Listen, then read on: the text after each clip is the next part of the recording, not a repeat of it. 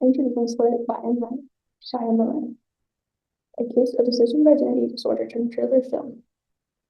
So to begin, our movie is set in Philadelphia, Pennsylvania. We have Kevin, who has 24 alters.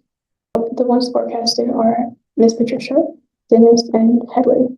They intend to unleash the 24th, which is the beast, in order to purify the world and eat the impure.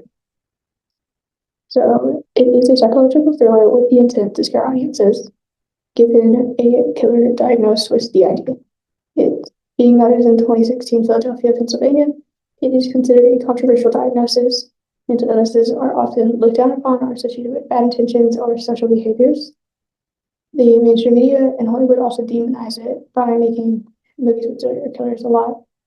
So the diagnosis would be dissociative identity disorder, which is known to cause people to behave as if they are multiple people in the same body, most likely due to trauma experienced as a child, causing their personalities to split off. It is often called multiple personality disorder by the general population in the US in 2016. However, in other nations, it is often understudied or seen as demonic activity. It may also be seen as attention seeking in the US, as social media seems to revel in the idea that many people are having this or are cosplaying this. It's also seen as evil due to films produced relating mental disorders and serial killers.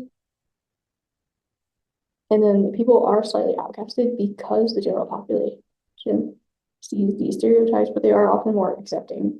We see a strong presence of him having at least two personalities, cognitive patterns being altered, gaps in memory, obvious changes in behavior, and the alters are somewhat aware of each other.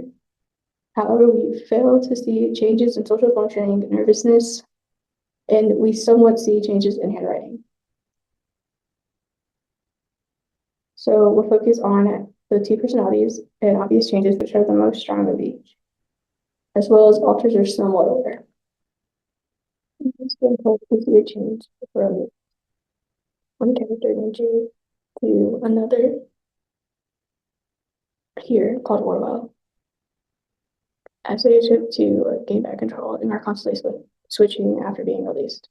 The two are changes in social functioning, which I really want to hit on because we don't get to see how Kevin interacts with people, but we know that he is not fully adapted to his job when he swaps between Barry and Dennis. Changes in social functioning are often seen in a failure to connect to people in the same way. They can also be seen in excitable behaviors due to happier younger alters, or as negative, ineffective behaviors due to less interested alters.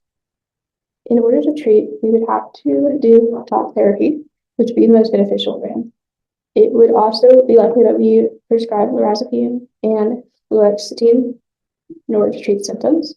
We also do see psychotherapy used in the film, as the therapist is introduced to give hope to the character and show the viewer that there's still hope that this character can be treated and adapt to society. So ethically, lorazepam and fluoxetine have negative side effects that people may consider unethical. Healthcare coverage is also a problem, as well as USA insurance rate, as they can often be high or health insurance may not cover the drugs needed. We would also have to titrate the dosages based on side effects and effectiveness and body weight. And then because of the period that we live in and mental illness is being stigmatized, it would also make sense if there was a sense of shame or concern with judgment that stopped him from going to get them. Overall, M. Night Shyamalan does a good job at portraying the effects and symptomatic characteristics of dissociative identity disorder through the use of behavioral changes, thought differences, and after effects that often see memory gaps, the benefits of psychotherapy. However, it does end up going to the negative extremes by adding murder and fictional effects that cause medical and body changes within the character. So overall, simple portrayal was a 3 out of 5. It did well, but it did show some horror aspects. Stigmatization, this is a 5 out of 5. It does create a character that you don't want to see because he becomes a killer, and it makes the diagnosis more associated with murder. And then finally, influence negative is a negative 5 out of 5 because he negatively influences the viewer, and you no longer feel sympathy for someone who has DID